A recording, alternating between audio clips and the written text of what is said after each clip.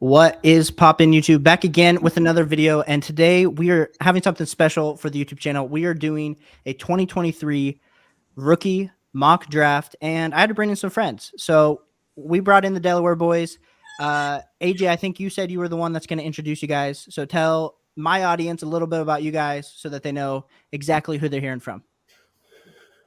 Ryan, go ahead, big dog. Oh, Ryan. I'll All right. Anyway, thanks for having us on. First of all, glad to get out there and get more exposure for the podcast. We are the Delaware Dynasty boys. I don't know if you guys see it, but in the black, he's above me as Steven, and AJ's in the white.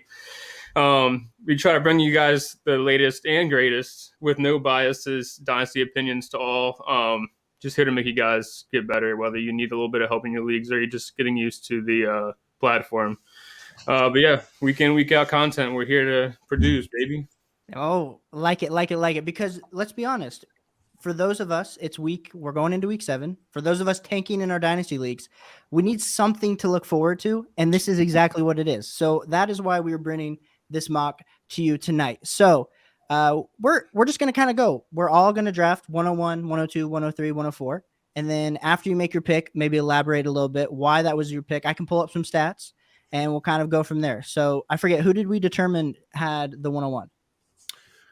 Ryan, you introduced us. I'm going to give you the 101. But I do want to say 3 of the 4 of the Delaware Dynasty boys are here tonight. Frankie's working overnights this week. So, Frankie, we miss you.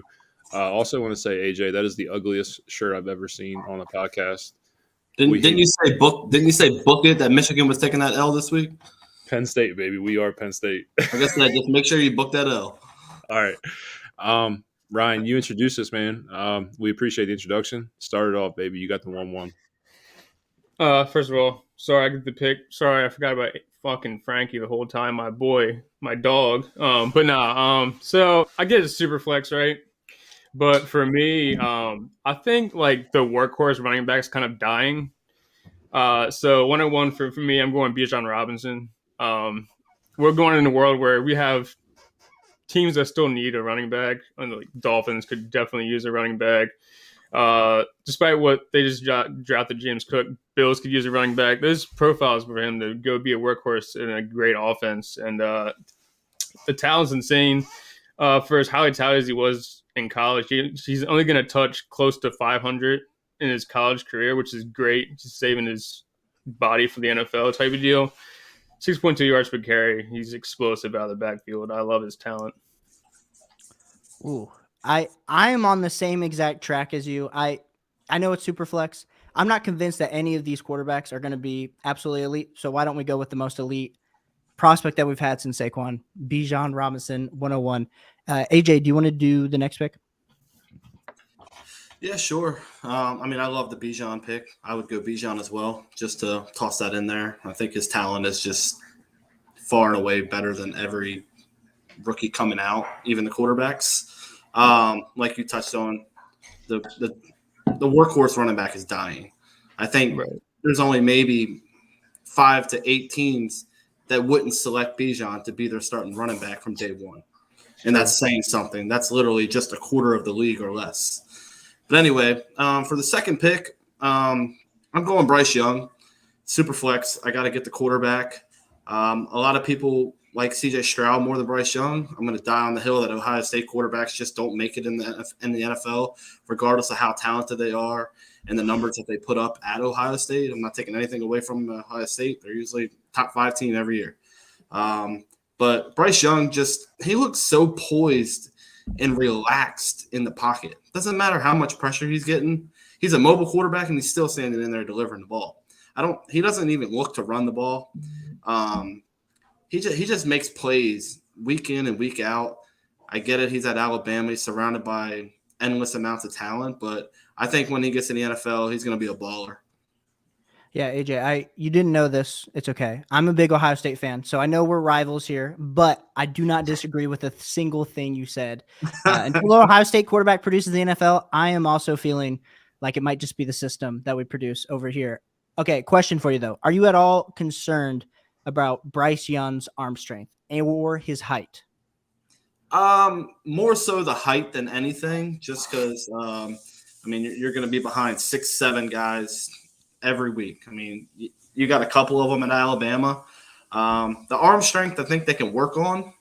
You can't work on height. The accuracy's there. Like I said, the QB IQ is there.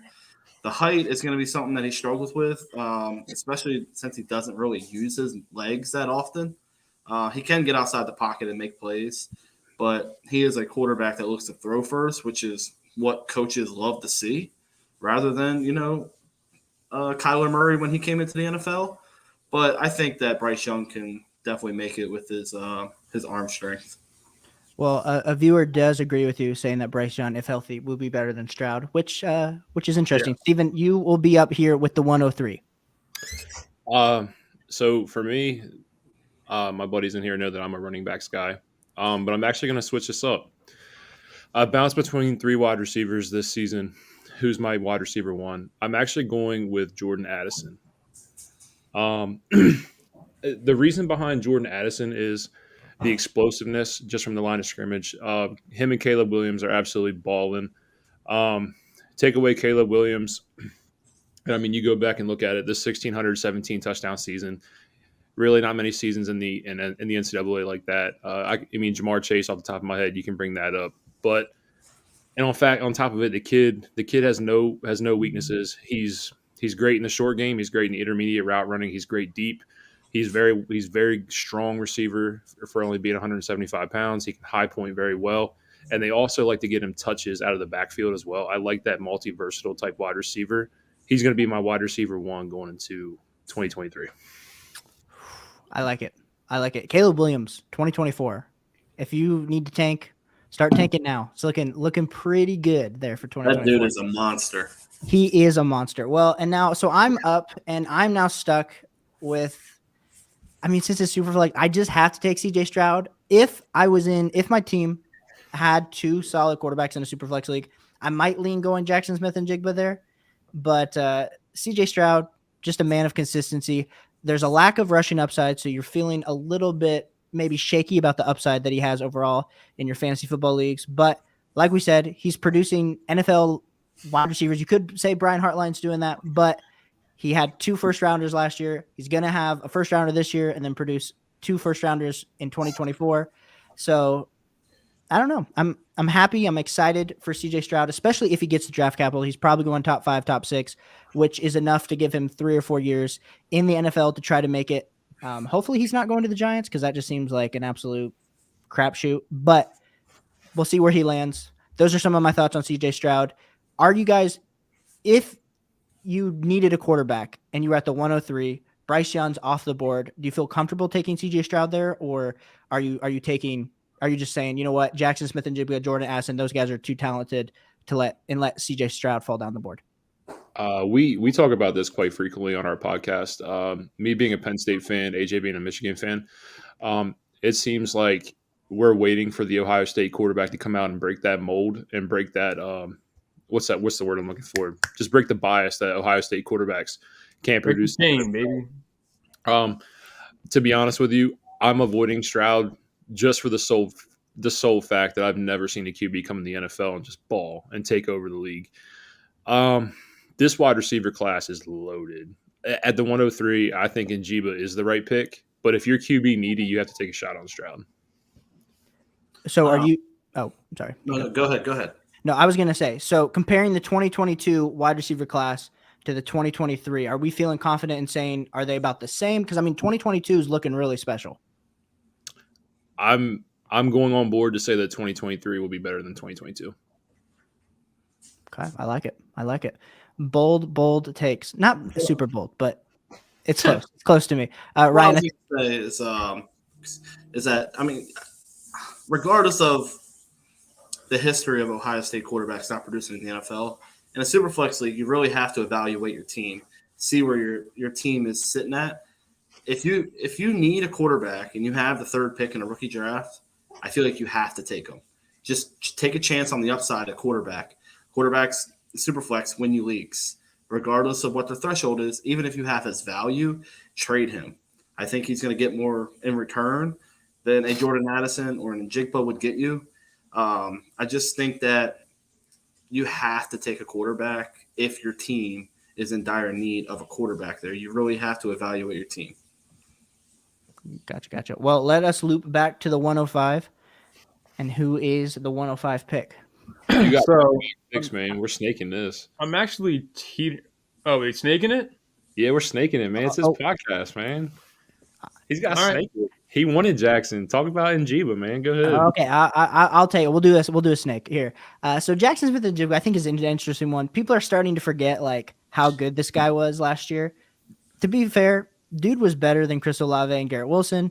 And you could say, oh, those guys were taking away the target share. He's playing in the slot. Like, I hear you on all that. But bro balled out in the Rose Bowl. And Utah, they were the number 8 team. And they had a good defense. Like, honestly, like we couldn't run the ball at all. I say we because I'm an Ohio State fan. So apologies if you're not.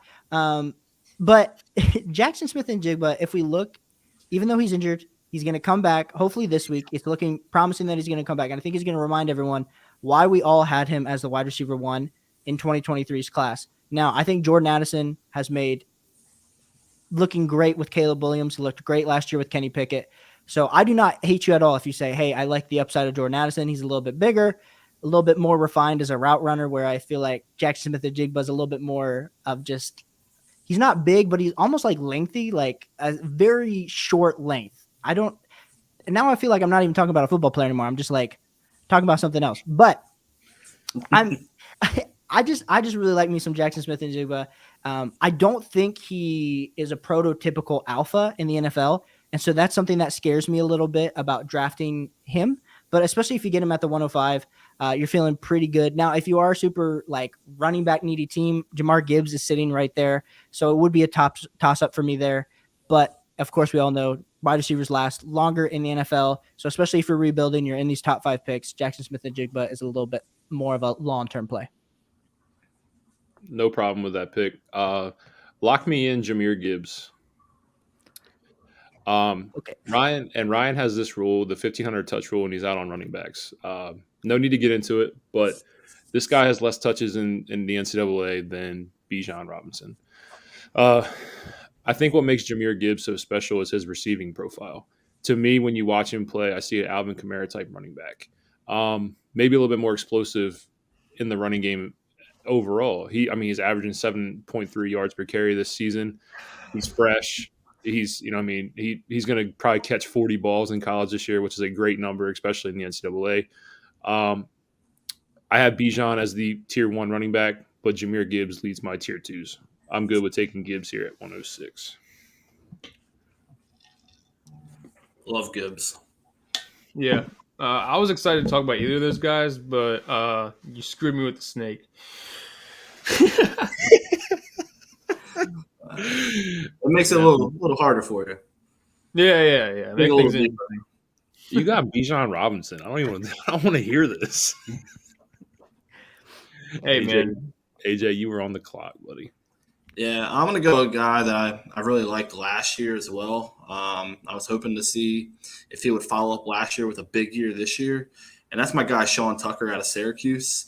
His speed is ridiculous. When he doesn't even just go outside to beat you. He finds the hole in that Syracuse line that's not really, top tier, and just explodes out of it.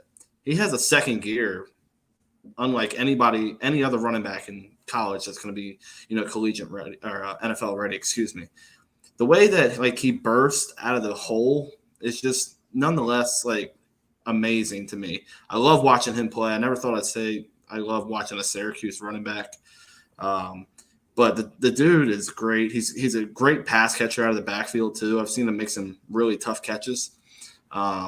Give me Sean Tucker. I hope he goes to a team that utilizes him right and not just bury a fast running back and just try to get all too fancy and just let him get the work.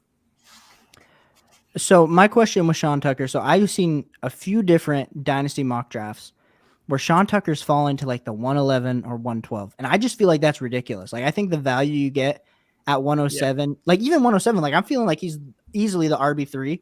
In last year's class, he might be better than, honestly, a better NFL prospect than Kenneth Walker. So the fact that even in this year, I think if you're watching this and you're maybe contending and you're feeling oh man, maybe I should sell my late round 2023 first. If Sean Tucker's sitting there at 110, you are jumping up for joy. So those are some of my thoughts on Sean Tucker. Let us get to pick 108. So like I said, I've been sniped 3 straight times now. So here we go again with 108. I'll go ahead and pick Keishon Boudier. I have no problem picking him at 8. I was just excited to talk about one of those 3 guys. I'm big on all 3 of them, so great picks, guys. But I like Boudier too. He's great with the ball in his hands once he gets the ball. He's not the smoothest guy yet, but you can see like flashes here and there. But that being said, he hasn't really seen a lot of time on the field. He only played 6 games last year. The stats aren't really there. But at the same time, LSU hasn't really had a quarterback to throw to like that. So give me Boudier. I think the talent's there. It's just he doesn't really have the availability to show it off completely. I like it. And you're back up because we're doing Snake. So you get. Oh yeah, baby! You won't be sniped again, at least for another few picks.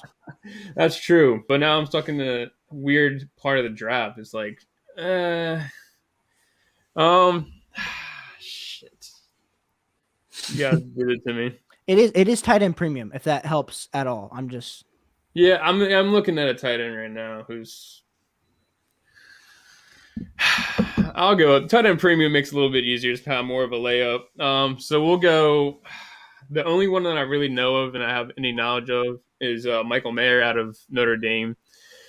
Not really. I guess he's a decent block. I don't know. They don't really use him as much in the blocking as you would like, but that's good that he's out there running routes as a tight end in your fantasy team. Plus, anytime you can get a chance at a guy in a tight end premium where you're getting that extra half point each catch. No tight ends are kind of real hit or miss in fantasy, so it's tough to project anything, especially given what we just saw. Kyle Pitts is supposed to be this like explosive guy. So it's kind of hard for me to chase after the whole Pitts thing, but tight end premium, might as well take the chance and go for the home run. I agree. Baby Gronk is what they're calling him. So we'll see if that. I've been hearing Baby Gronk for. They just want somebody to be Gronk. And yeah.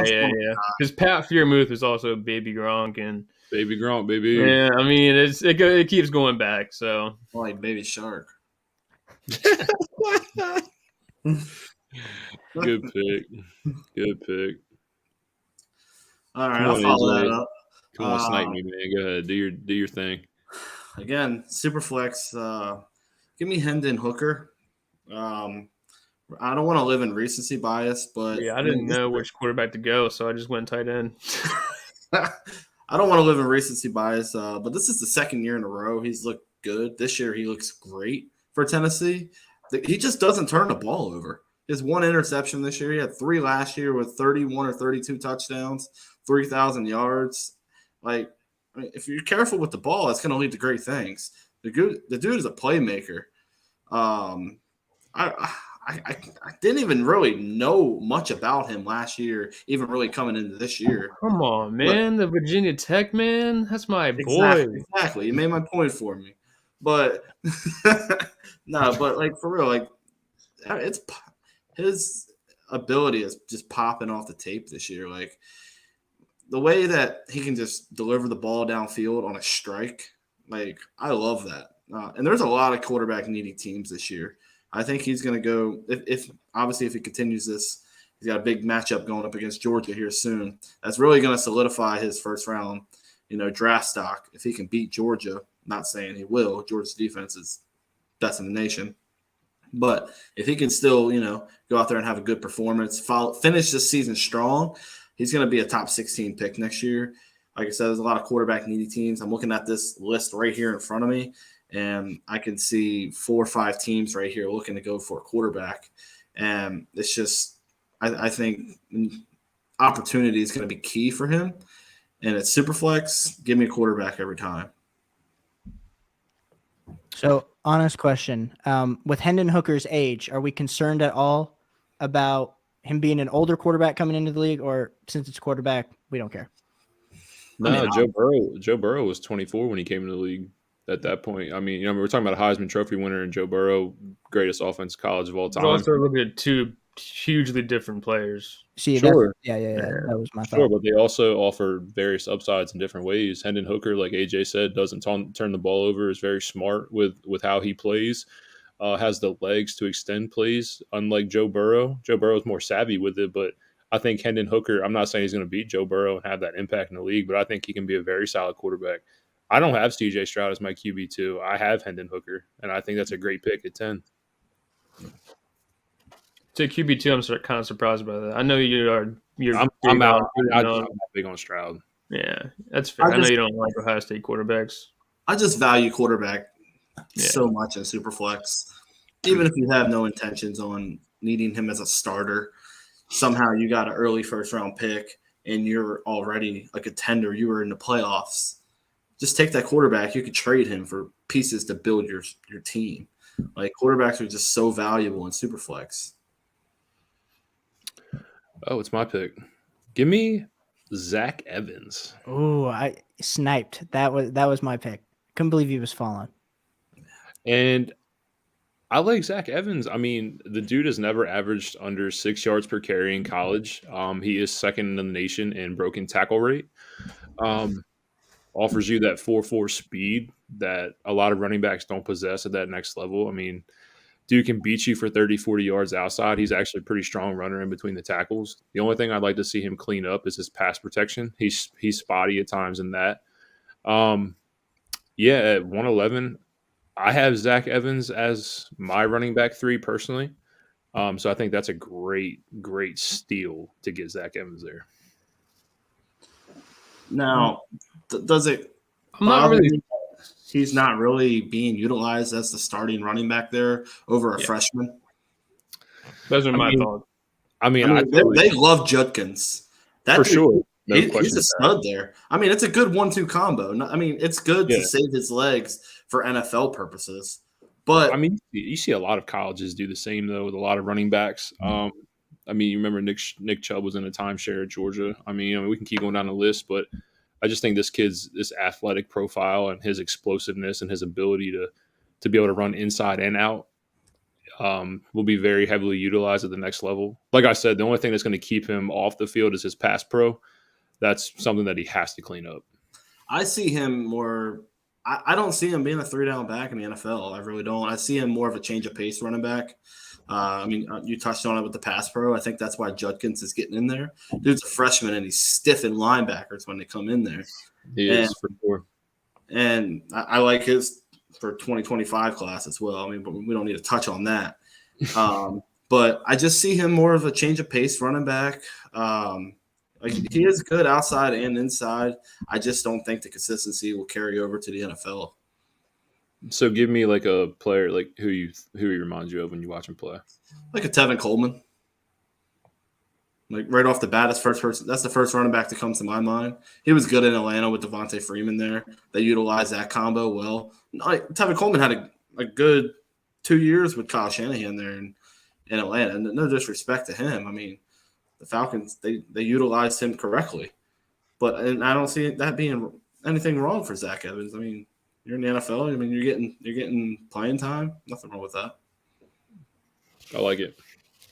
The thing I always like when I watch Zach Evans, like, honestly, he almost is my RB3 over Sean Tucker just because I could see him fitting into an NFL offense better.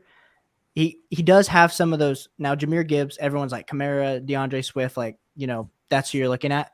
But like Zach Evans, he's not that far off, like where you could easily see him being a 3-down back, which is exciting, especially if you're getting him at the 111. Now, this has made my decision at 112 super hard because I do love Quentin Johnston. I'm just against TCU wide receivers until I see one produce. I got burned by Jalen Reagor, and it's just like it's stabbing me. Josh Stockton for me. Yeah, so did the Eagles. I loved him. Dude, I did not see I honestly, I was like, Reagor at the time. I was like, yeah, Reagor before Justin Jefferson, of course. Like, Jamar Chase was the one I was like, oh, he's with LSU. Like, I was like, Justin Jefferson's number 2. And then clearly I've been wrong about that. I do like Josh Downs as well. But then there's an interesting name on the board. Blake Corum has absolutely risen up my ranks. But I think I'm going to go Josh Downs. I know he played with Sam Howell last year, and then he's playing with Drake. I forget how you say his last name. Is it just Mayer? Mir. I'll botch it. So don't. I always botch it, but he's looking like a very solid quarterback for the 2024 class. And so Josh Downs, just like, I think he has some of these traits where I would put him in like the range of like a Jahan Dotson from this year. Nothing super elite flashy with him. I mean, he's playing for North Carolina, so that's enough to say, but I'm feeling very confident if you're getting him. If you're the 112, of course, you probably just won your league. So to get Josh Downs, add that wide receiver depth with the upside. Typically, I think in like a normal class, he'd probably be going around 106, 107. So just with this being a deeper class, feeling pretty good. His size doesn't bother you? A little bit, but at this point, like I said, I don't like Quentin Johnston. Like I feel good about his size. I see the alpha traits in Quentin Johnston over like Josh Downs, but it's like I think I'm just like you're always shooting for upside, but I feel like the bust potential is a lot more higher for Quentin Johnston, which is just like, yeah, I don't know. I'm with you. I'm playing it. Say it's Josh Downs also like reminds me of Brandon Cooks. So like, I'm confident that like he has the potential to be a wide receiver 15 to wide receiver 20 for multiple years. And so that's just kind of where I'm shooting. Nothing wrong with that. I mean, Brandon Cooks gets over 1,000 yards every year. You know what his floor is. Yeah. I kind of like Quentin Johnston, but at the same time, I don't like him because I always preach this to them. I don't like taking position players that are playing in the Big 12. The defense is shaky for every single team in that conference. Brees Hall, baby. Brees Hall. Yeah, I get it. But like the secondary, none of those corners and safeties are really going to be starting on Sundays. So Quentin Johnston's making these crazy plays right now, but we've seen it from TCU wide receivers before. So like you said, no need to get burned again. So I think I would go Josh Downs here as well. Well, I guess I'm back up because so no one will snipe me. I'll take Will Levis. Same exact reason that you guys all took quarterbacks a little bit earlier. I think Will Levis probably goes top 15. And who was the Penn State fan? Me. That would be me. It is very sad that Will Levis was never able to get on the field for Penn State, but he has shown he's very consistent quarterback there for Kentucky. He's got a big arm, pretty good accuracy. Now, I understand the lack of upside that he presents. He is mobile, but he fits in that CJ Stroud category. I think if Anthony Richardson had a few better last few weeks, I would feel a little bit more comfortable drafting Anthony Richardson. I know he's not going to go up as high in the NFL draft as Will Levis, but just based on the potential for fantasy football points. But I'm going to just lean with Will Levis. Nothing crazy to say. He has some really great YouTube content, so we'll add that in there as well for the just added fact that he's going to be providing entertainment on the field and off for you on your Dynasty Fantasy Football team. All right.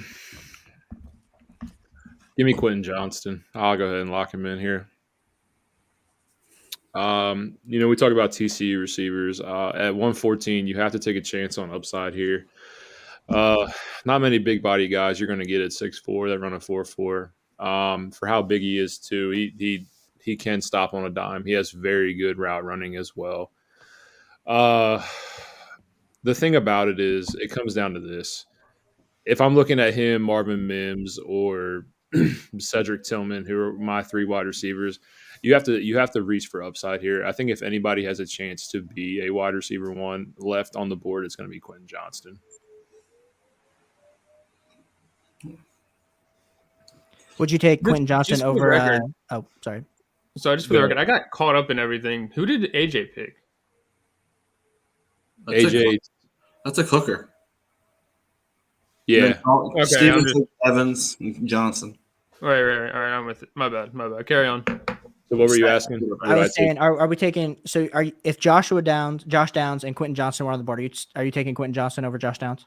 Yeah, I like the big body receivers. I like those guys that prototype as a alpha type receiver. Okay. So give me the upside of Quentin Johnston, even though we all are talking about the molds of TCU receivers. I'll take the chance. Okay, sounds good. AJ, you're on the board. It's a little tough for me, this pick. It's actually between a Michigan running back and a former Michigan running back. I'm going to go ahead and take Zach Charbonnet out of UCLA running back. I'm a big fan of his. I was upset that we didn't utilize him good, and then I saw him hit the transfer portal and go to UCLA. But I love what he's doing out there. He's making the most of his opportunity out there. Big body, 6'1", heavy runner. I mean, he runs so low to the ground, but he's quick.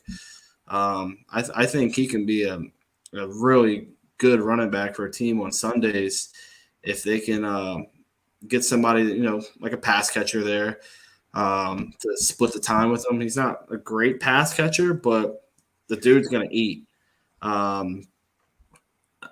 He's good for 100 yards every Sunday at UCLA. I think that he had somewhere between 13 and 1,500 yards last year, 13, 14 touchdowns. He's already on a good pace this year. UCLA is still undefeated. They're rolling, and they're rolling behind him. I really like what I'm seeing out of Zach Charbonnet. Hypothetically, let's say because I think he could have gone into last year's draft. Mm-hmm. Where would you have had him, like if he went last year? Would he have been like your RB3, RB4? Yeah, I think so. I was big on Ken Walker, and I'm getting snake bit. I've really liked James Cook. I'm still not dying on him. I just like the way how explosive he is. I just don't think he's being used right yet. Yep. Not wishing this upon anybody, but my fantasy teams are hoping Singletary gets some really bad cramps for the rest of the season, so James Cook can get into the lineup. But I would take Charbonnet over James Cook, and I would slate him right behind Kenneth Walker. Breece Hall being the RB1 there. But I would definitely take him over Dameon Pierce, and that's probably a hot take, but yeah. In hindsight 2020, it's easy to say that. Yeah. Pierce he's getting all the volume right now in Houston. They're not doing anything else. He's going to eat and he's going to put up numbers, but how long is that going to last? Yeah, right. Is anybody else? Are you a fan of Charbonnet? Anybody else touch on him? I like Charbonnet. Yeah, I like him too. I don't know. Are you taking him over Blake Corum after everything Corum's doing here recently?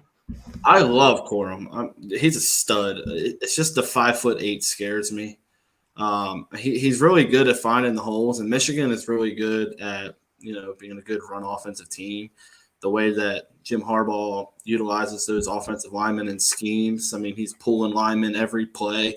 He's got 7-8 blockers on the freaking field. He's got fullbacks. Stuff that NFL teams aren't doing to get the run game going. Last week against Penn State, we had 2 running backs over 160 yards. Like that doesn't happen in today's NFL game. I love him. Hassan Haskins was a beast for us last year. Put up 20 touchdowns. How well is that transitioning to Tennessee? Obviously, you can't see it behind King Henry, but I kind of see the same path for Blake Corum. He'll be a good third down running back, but I don't see him being a highly productive fantasy running back. He could win the Heisman this year, though. He could win the Heisman. He got that potential for sure. So what, are we rounding this out here? We got a few more picks. What, we got to do a whole second round here. All right, cool. So thank you, AJ. I get two guys now, which makes things a little bit easier for me. Yes, sir.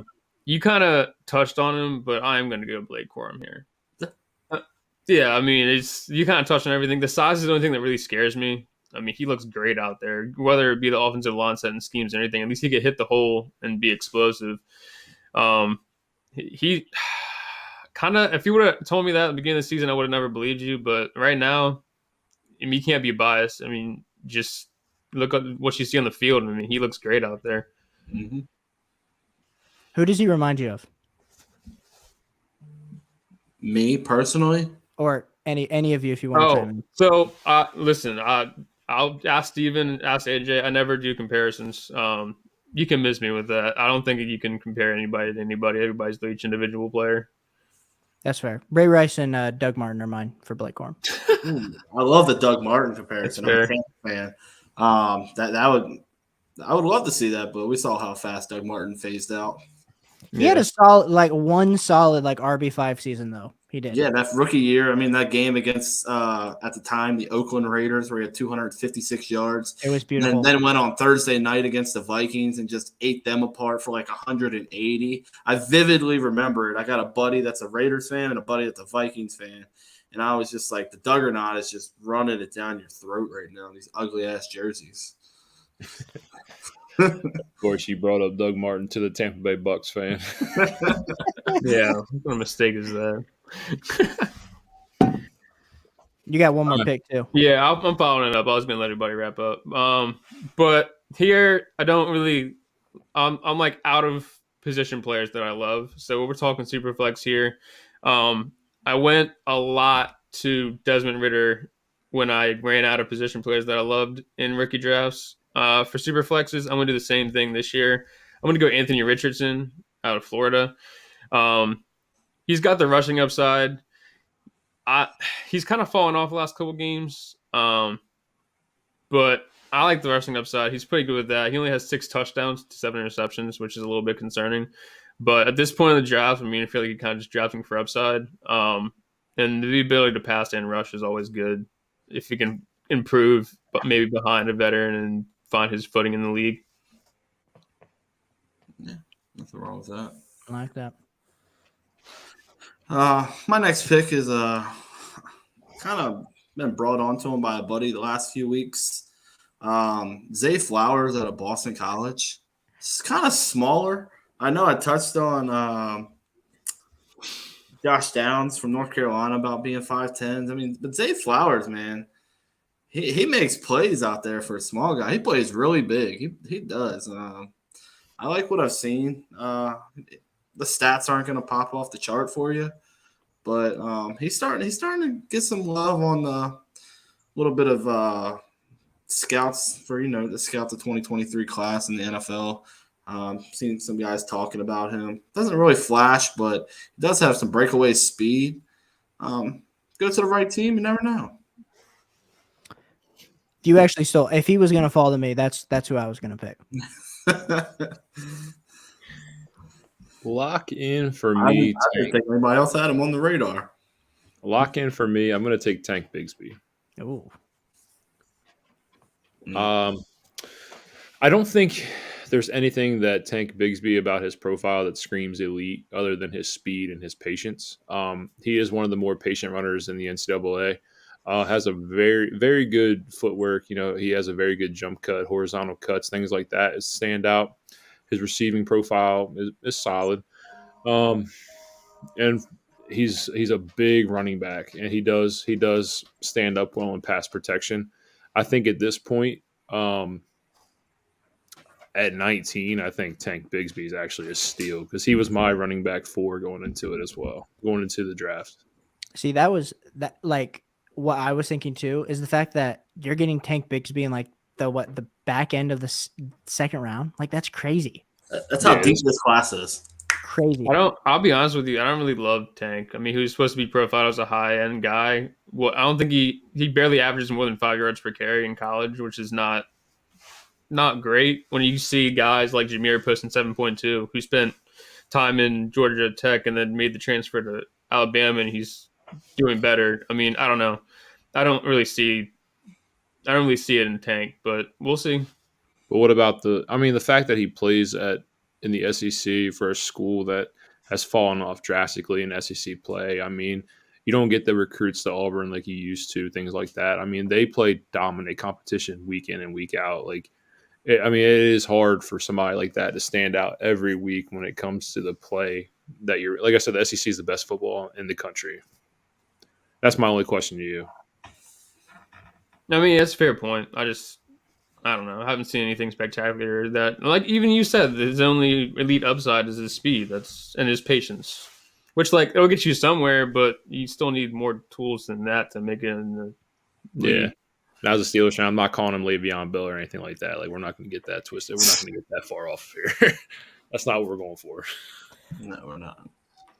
I guess I'm back on the clock. This is a hard one because, like we said, we're playing super flex. So Tyler Van Dyke sitting there, not impressed, but he has an arm, so he'll probably go top. What do we think? Second round NFL draft, maybe third round. I see him going third. Yeah. I'm not a fan of Tyler Van Dyke at all. I'm not either. But at this point, like we said, but I'm going. I always botch his name. Devin Akne. Is that how do you guys say it? Do you guys A-chain? I've heard multiple ways. Yeah, I'm not sure really. I know he's freaking fast. Freaking fast. Yeah. He's faster than a two-time Olympian. They compared his 10-meter run. It was unreal.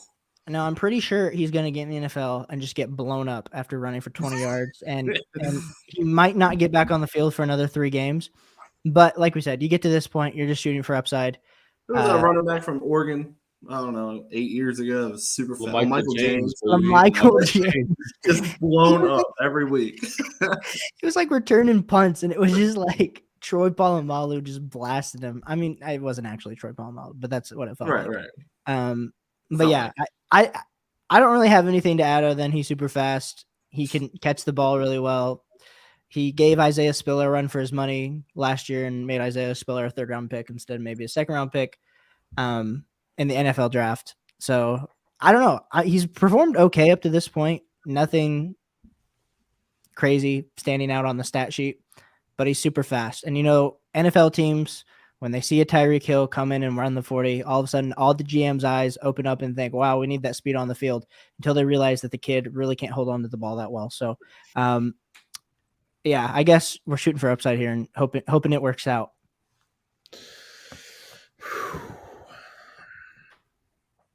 This gets dicey. It does get dicey. Doesn't he follow it up? Doesn't he? Do I get back to back? Oh, yes, crap. sir. I know he got outperformed this last week, but we're going Cedric Tillman. Damn. I like the pick. And he's on my radar. I like him a lot. I will say this. I think there's a lot. I haven't studied. I'll be honest. I haven't studied the Tennessee team. So Hooker's a little bit lower on my list, even though he just absolutely balled out. I did watch the game. I did watch the Tennessee-Alabama game. I hope everyone that's watching this has watched that game. But I think it'll be interesting to see how the rest of the season plays out for the Tennessee offense. Because I think that's going to be a big predicament of where Cedric Tillman, does he go in the late second round? Does he go in the 3rd round of the NFL draft? And then depending on where he lands in that spot, I think is going to actually affect. Because honestly, I could see if things fall the right way for Cedric, you could make the argument that he's going to go above Zay Flowers, but we're just basing everything off of, what we see now. I just want to point out Tillman didn't play last week against Alabama. So oh, are you serious? Big reason you didn't see him out there. He was out. Yeah. Maybe he would have caught 2 touchdowns if he was out there then. I'm a big Tillman guy. I would have taken him over Zay Flowers. He was after Anthony Richardson. I would have gone Tillman. Okay. This is rough, dude. This is awful. I'm gonna go with a guy that I get to watch a lot. I think he's very safe. He's got the slot profile. Slot receivers in the league are always needed. He's very sneaky with his route. He's very sneaky with his route running. He doesn't bring a whole lot of speed. Give me Parker Washington. Ooh. I think, like I said, I think he's safe. I think he has a safe slot floor. Depending on which offensive coordinator you get to match up with in the NFL, slot receivers are very important in certain schemes. At this point, I don't see a whole lot of upside to chase, so I'm going to take a guy that I think will be safe. Are we okay? So you took him. So you're how close do you have him and Raheem Jarrett?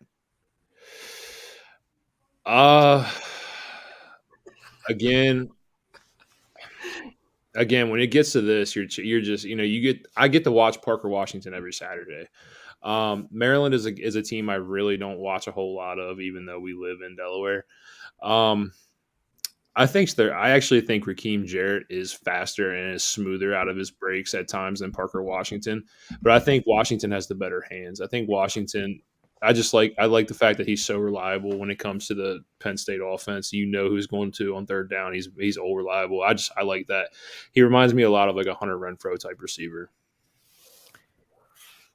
Follow-up question. Do we think Jermaine Burton, who has not performed up to this point, but people were pretty high on before the season, does he have a shot to make his way up? Because he's a middling third round pick for me right now in Superflex leagues.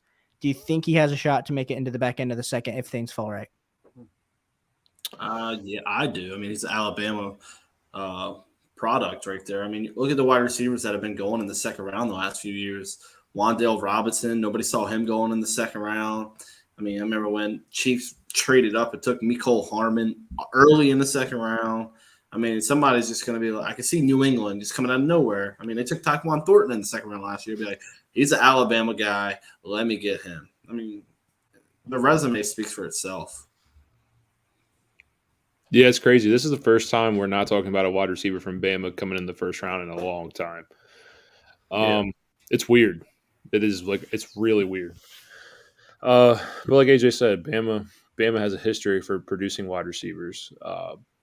I don't see why an Alabama wide receiver wouldn't get taken over a wide receiver from SMU. I'm just saying. All right, I'll follow up on Parker Washington. It's a guy I'm hoping to snag in the second round or even third round. I feel like he's getting overlooked a little bit. He's going to be the guy that I target heavy in these drafts. I'm loading up on second round picks in most of my leagues. That's going to be Chase Brown out of Illinois, running back. He reminds me so much of Rashard Mendenhall, if you guys remember him. And they did go to the same school, ironically. But the way that he's very, very patient. He's not very quick, but he's patient and knows how to fall forward. He gets 5 to 7 yards every carry, and they're hard-earned yards. He's playing in the Big Ten, who's known for stuffing the run. Always going to play a solid defense, whether it's Michigan, Ohio State, hell, even Iowa. I mean, they know how to stop the run, and it's a game that's always built between the trenches. Every Big Ten game. So Chase Brown, to me, he kind of stands off. I think he's better than some of these running backs that have actually been taken ahead of him, but I feel like he's being overlooked, and he's going to be a hidden gem for a lot of people that get to put their hands on him this year. And let us round out that second round. Ooh, we up, baby? We up. I've been sleeping, man. This breaks be killing me. But nah, we already touched on him. A guy that I'm higher on. A little bit of biasy. I love Maryland receivers. I love Diggs out of there. I love DJ Moore. Neither of them are what they were supposed to be. But yeah, give me Raheem. I like him. Steven kind of already touched on him. He's smooth out of his routes. I like what I see. Given like he's on an offense that's not great, so it's like hard to see these massive games out of him. But the biggest thing I look for in prospects, especially going into like your dynasty leagues and stuff like that, translating to the league, is route running and how smooth they come out of routes. I think he has that ability. I like that pick. I like that pick quite a lot. Well, I appreciate you boys joining for a Dynasty mock draft. Like I said, whichever channel you follow, make sure you go follow the other channel. We are growing our followers, growing our communities. So as always, Dynasty Fantasy Football. If you're not playing, join. And if you're not studying, study up. Hopefully this podcast or video form content helped you guys, and we will catch you guys on the next one. We appreciate you having us on. Thank you very much. Of course. Love it.